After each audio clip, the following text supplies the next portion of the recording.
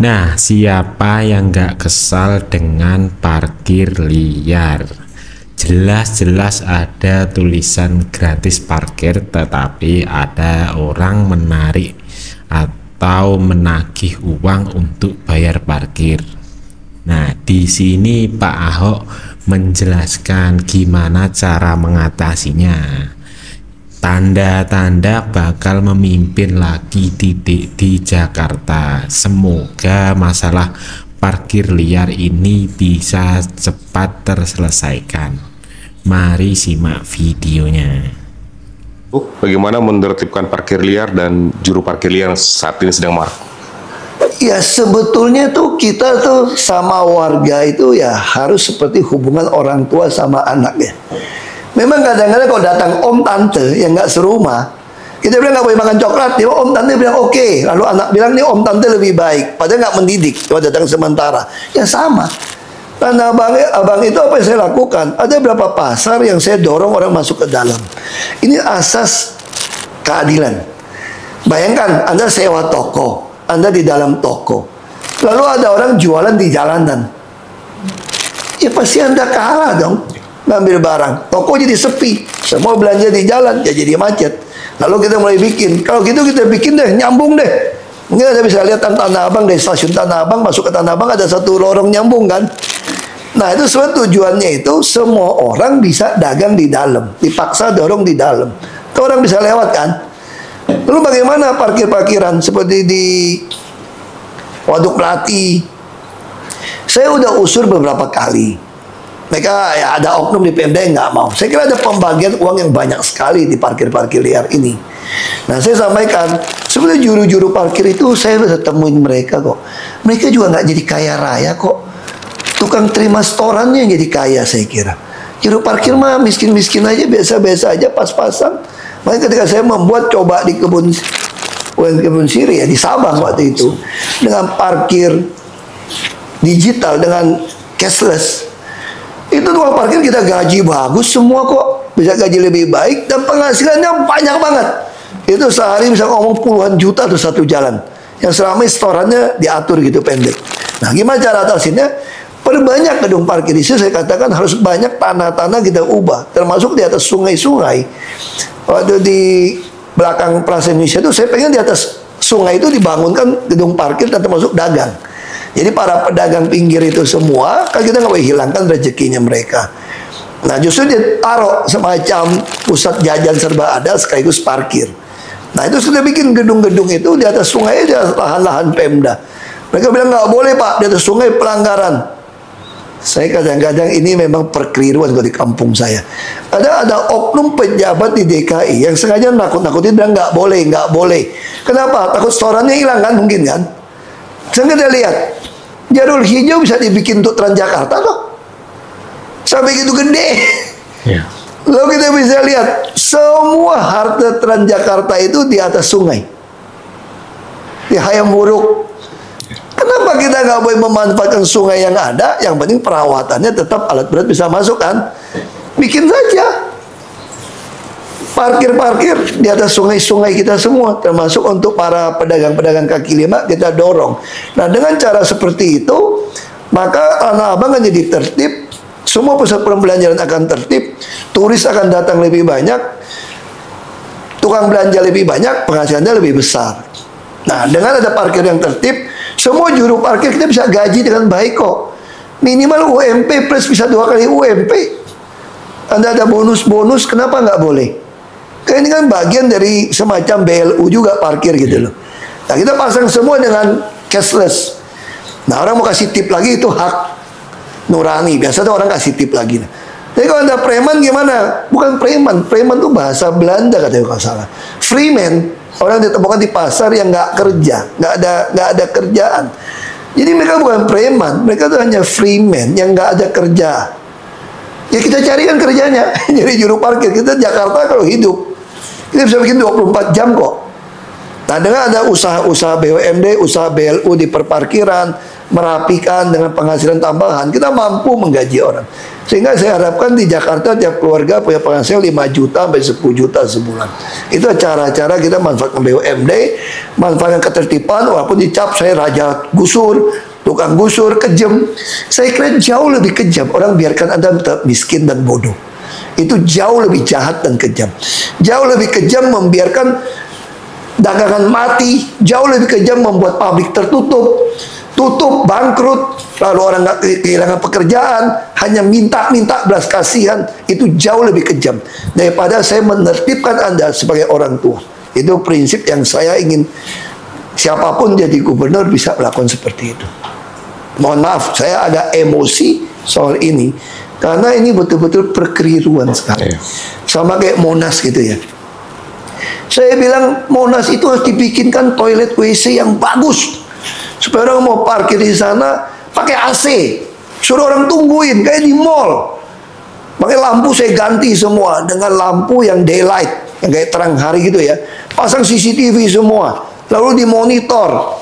Kalau ada yang macam-macam kita bisa pakai mic, speaker, kita peringatkan mereka. Sehingga Monas itu bisa orang dagang. Kita bikin ada lenggang kan, ada tempat jajanan lenggang, siapa yang nggak bagus harus keluar. Nah, kita mulai dorong itu semua. Ini bagian dari menertibkan pedagang-pedagang yang jualan di pinggir gitu loh. Lalu kita mulai lebarkan trotoar. Kita udah kasih insentif. Siapa mau batas dinding dibebaskan. Tujuannya apa? Kalau trotoar lebar, boleh nggak orang yang jualan itu suka bilang cangcimen gitu ya. Kacang kuah cipermen maksudnya, cangcimen. Nah, itu kan kopi. Itu dia bisa jualan. Anda lihat coba di Orchard Road di Singapura. Saya suka ngantri itu. Ada es krim, Uncle es krim yang roti lapis itu loh. Itu di mana? Di trotoar.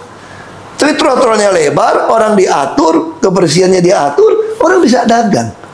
Ya, orang bisa nggak jual kopi keliling-keliling di Jakarta? Boleh, selama trotoar sudah lebar. Nah, yang penting jangan mengganggu kemacetan. Anda harus tertib. Nah, semua harus dididik. Kalau Anda tidak mau ikutin aturan, kan tujuan kita kan pengen perut Anda kenyang, pikiran tenang dan dompet penuh kan. Tapi Anda jangan bikin pikiran orang nggak tenang dong. Jadi ini mesti, itulah saya akan sampaikan, tugas pejabat itu adalah mengadministrasi keadilan sosial. Itu harus dilakukan dengan baik. Bagaimana cara mengelola sampah dengan efektif di Jakarta? Satu-satunya bangun ITF untuk pengolahan jadi energi. Tapi kita mesti mulai kerjasama seperti Bekasi. Itu harus mulai ada misalnya membangun pabrik pupuk, bisa di Bantar Gebang, kita kasihkan saham kepada Kabupaten Bekasi. Kita juga harus bisa memilahkan, melatih masyarakat mulai memilahkan. Kita bisa kasih mereka semacam hadiah, insentif. Orang bisa pilahkan, terus ada bank-bank sampah punya masyarakat sebetulnya. DKI bisa pinjamkan tempat untuk mereka milah-milah.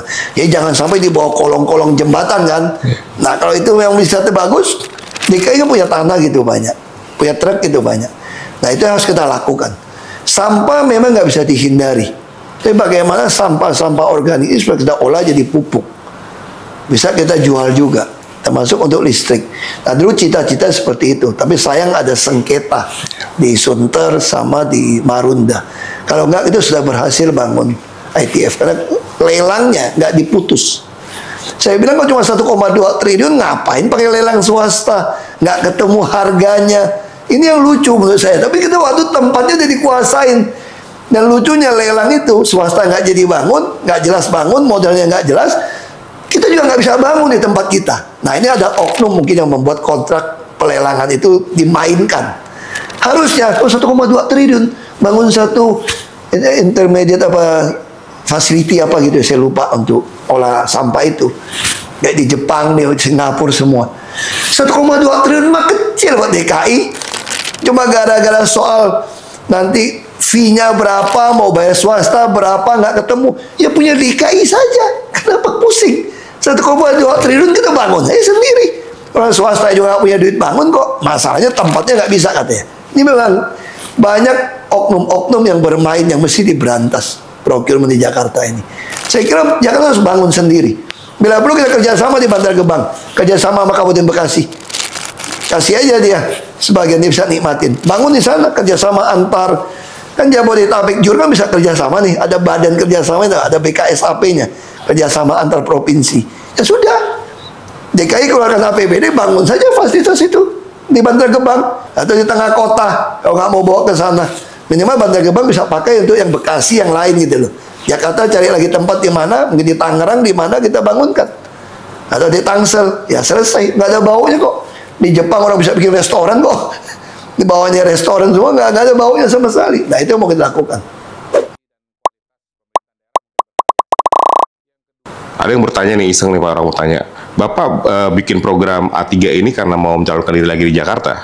Ya, itu banyak orang berpikir seperti itu. Nah, saya berpikir sederhana. Waktu dulu, saya ketika sudah tidak jadi gubernur, gagal gubernur di Babel, saya pikir waktu itu mau berhenti politik ya, dari bupati.